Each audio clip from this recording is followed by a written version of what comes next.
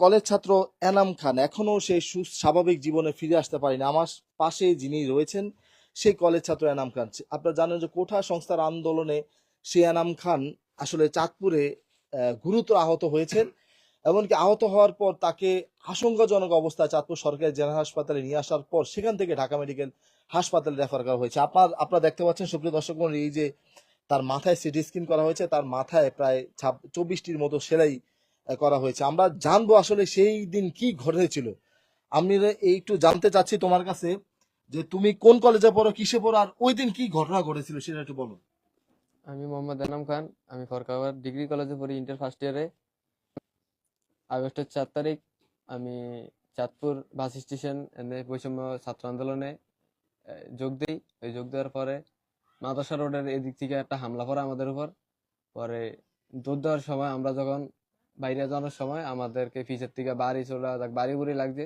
পরে কোপ দিয়ে মাথার ভিতরে ছুরি কাটতে গেছে, বড় ছুরি দিয়ে কোপ দিয়েছে, আমার ভিতরে আড্ডি ফাটাই লাইছে।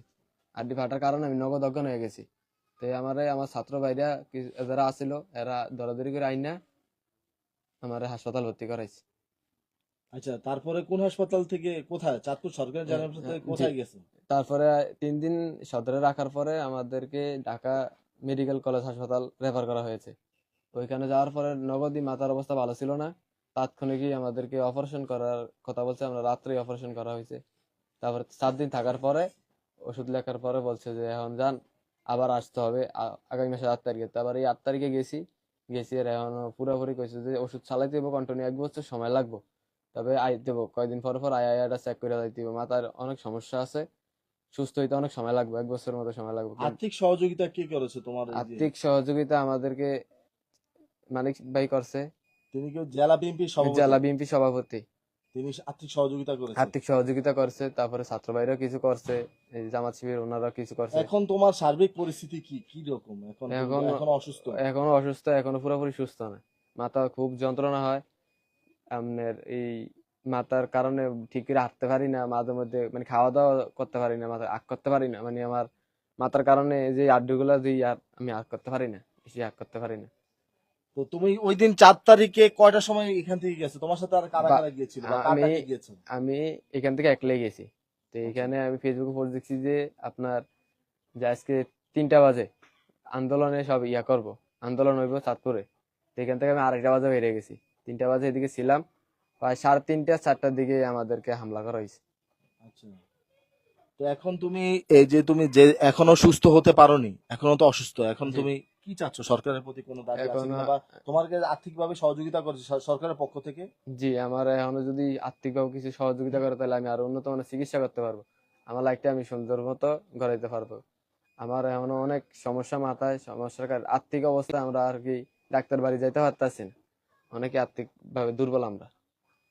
তো সুপ্রিয় দর্শক মন্ডলী, আমরা আসলে আপনাদেরকে জানান দেওয়ার চেষ্টা করছি যে এই যে কোঠা সংস্কার আন্দোলনে এই যে এরকম এনামের মতো চাঁদপুরে অনেক ছাত্র আহত হয়েছে। এছাড়া চাঁদপুর ছাড়াও সারা বাংলাদেশে আনাচে কানাচে অনেক ছাত্র কিন্তু আহত হয়েছে। আপনারা জানেন যে এই ছাত্রদের রক্তের বিনিময়ে কিন্তু আবার দ্বিতীয়বারের মতো দেশ স্বাধীন হয়েছে। এমনকি এই তারা যে কষ্ট করেছে, এই যে একজন এনাম খান, সে কিন্তু অর্থের অভাবে সে ধুকে ধুকে মরছে। তাকে কিন্তু সার্বিক সহযোগিতা করেছে চাঁদপুর জেলা বিএনপির যে সভাপতি শেখ ফরিদ আহমেদ মানিক, একমাত্র তিনি কিন্তু সহযোগিতা করেছে। আমরা সেই এনামের বাবার কাছ থেকে একটু জানবো আসলে আপনাকে, আপনার ছেলে যখন আহত হলো তখন আপনি জানলেন কিভাবে, আর সর্বশেষ পরবর্তীতে আপনি কিভাবে তাকে নিয়ে গেলেন, আর তা আপনাকে কিভাবে কে সহযোগিতা করেছে বলবেন। আমরা তো ওই যে আন্দোলনে গেছে আমরা কইতে পারবো না, আমাদেরকে না বলে চলে গেছে। রাত্রে 9টা 9:15টার দিকে হসপিটাল থেকে, চাঁদপুর সদর হসপিটাল থেকে এক ছাত্র রিং দিয়া বলছে যে আপনার ছেলে অসুস্থ, আপনারা তাড়াতাড়ি আসেন। আমরা স্বামী স্ত্রী দুইজন, তার মা আর তার বাপ, আমরা দুজনে সেখানে যাই। গিয়ে দেখি অনবরত তার বমি, বমি কোনো বন্ধ নেই। তারপরে অনেক ছাত্র ছিল, তারপরে সাংবাদিকরাও ছিল। আমাদেরকে 3 দিন হসপিটাল রাখার পরে যখন বমি বন্ধ হয় না, অনবরত স্যালাইন দিয়ে রাখছে। এখন তারা সিটেকশন করার পরে কয় আমাদের দ্বারা সম্ভব না, তাড়াতাড়ি ঢাকা। এখন আমরা ঢাকা নেব কিভাবে? চাঁদপুরের মানিক সাহেব বিএনপির সভাপতি, ওনার উসিলায় আল্লাহ ওনার উপর দয়া করছে, ওই হিসাবে আমরা ছেলেটারে উনি চিকিৎসা কত করে আনতে টাকা পারছি। দিয়েছে? উনি 50,000 টাকা 50,000 টাকা অনুদান দিয়েছে। এই টাকার উসিলায় ঢাকা নিচে আনছি। এই দুইবার পাঠাইয়া দুইবার আনি, সেখানে অপারেশন করতো আমাদের প্রায় 35,000 টাকার মতন ঢাকাই লাগছে, ওষুধে আর অপারেশন। এখনো তো ছেলে সুস্থ হচ্ছে না। এখনো সুস্থ হইতেছে না। এখন ডাক্তারের কাছে এই যে গত মাসের 8 তারিখে পাঠাইছি, উনি এই ডাক্তার সাহেব বলছে যে কাগজও আছে, ডাক্তার সাহেব বলছে 1 বছর সময় লাগবে, 1 বছর। আরো আরো উন্নত চিকিৎসার দরকার আছে, ভালো ফল ফ্রুট খাওয়ানোর লেগে বলছে, ওষুধ বড়ি এই যেই মেডিসিন দিছে এই মেডিসিন খাওয়াইতাম। আপনি কি অনেক কাজ লোকে- করেন আপনি? আমি আমার একটা সার দোকান ছিল, সেটাও নাই। আমি খুব কষ্টে বর্তমানে আছেন, খুব সংসার কষ্টে চলে আছি, কিভাবে আপনার? খুব অসহায়ের ভিতরে আছি। এখন সরকারের প্রতি আপনার কি দাবি আছে এবং বলেন? সরকারের প্রতি আমার দাবি এইটাই, যেন আমার ছেলেরা যেন একটু উন্নত মানের একটু চিকিৎসা করিয়া আমার ছেলেরা যেন সুস্থ করিয়া দেয়, আমাদের এই দাবি সরকারের প্রতি। তো সুপ্রিয় দর্শক মণ্ডলী, আসলে যারা এই মুহূর্তে ভিডিওটি প্লে করছেন, যারা দেখছেন দেশ থেকে বিদেশে, অর্থাৎ দেশ বিদেশে যারা এই মুহূর্তে আমাদের সাথে আছেন যুক্ত, সেই এনাম খানের আমরা সর্বশেষ তথ্য জানার জন্য কিন্তু তার বাড়িতে এসেছি।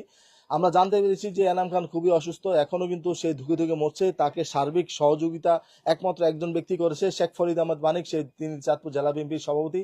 এছাড়া তার মতো করে যদি অন্য কেউ তার পাশে এসে দাঁড়ায়, তাহলে কিন্তু সে আবারও সুস্থ জীবনে ফিরে আসতে পারে। এমনকি সে যেহেতু কলেজে পড়াশোনা করে, সেই কলেজে আবার যেতে পারবে। তার বাড়িতে আমরা চলে এসেছি। এরকম করে কিন্তু আরো চাঁদপুর আরো অনেক এই এনামের মতো আরো অনেক ছাত্র রয়েছে যারা অসুস্থ অবস্থায় তারা ধুকে ধুকে মরছে। আমরা তাদের খোঁজ খবর নিব। আমরা আইএনএন টিভির মাধ্যমে এরকম অসহায় মানুষদের পাশে থাকি, এমনকি বিভিন্ন ঘটনা তুলে ধরার চেষ্টা করে থাকি। কোটা সংস্কার আন্দোলনে কিন্তু আমরা প্রথম আমরা আমাদের চোখেই দেখেছি যে তাদেরকে কিভাবে মারধর করেছে, কিভাবে তারা নির্যাতিত হয়েছে, কিভাবে তারা আহত হয়েছে। তাদেরকে কিন্তু উদ্ধার করার পর হাসপাতালে নেওয়ার পর সেখান থেকে অনেকে ঢাকায় রেফার করা হয়েছে। এরকম এনাম খানের পাশে যে সকলকে দাঁড়ানোর অনুরোধ করছি। প্রবাস থেকে যারা দেখছেন, অবশ্যই ভিডিওটি শেয়ার করবেন, অন্যকে দেখার সুযোগ করে দিবেন, যাতে করে এই এনাম যেন আবার সুস্থ জীবনে ফিরে আসতে পারে। আর্থিক সহযোগিতা, যেহেতু তার পরিবারের অবস্থা একেবারেই করুণ, তার বাবা যেহেতু চায়ের দোকান ছিল, এখন কিন্তু সেটাও নেই। তার পরিবার কিভাবে তার পরিবার পরিজন নিয়ে থাকবে, সেটা কিন্তু দেখার বিষয়। আপনাদের প্রতি অনুরোধ করব, যারা প্রবাস থেকে দেখছেন, এমনকি যারা মানবতার সেবায় নিয়োজিত রয়েছেন, তাদের প্রতি অনুরোধ করব যেন আমরা এখন যেহেতু রয়েছি চাঁদপুর জেলার 9 নং বালিয়া ইউনিয়নের 2 নং ওয়ার্ড, তাই না? 2 নং ওয়ার্ড কোন বাড়ি এটা? কামতার খান বাড়ি। কামতার খান বাড়ি। সেই কামতান খান বাড়ির এনাম খানের ঘরে বসত করে আমরা বর্তমানে রয়েছি। তো এই এনাম খানের পরিবারকে যেন একটু সহযোগিতা করে, সহযোগিতার হাত বাড়িয়ে দেয়, সেই কামনা করছি, এমনকি সেই প্রত্যাশা করছি, এমনকি সেই প্রত্যাশা করে বিদায় নিচ্ছি। আবার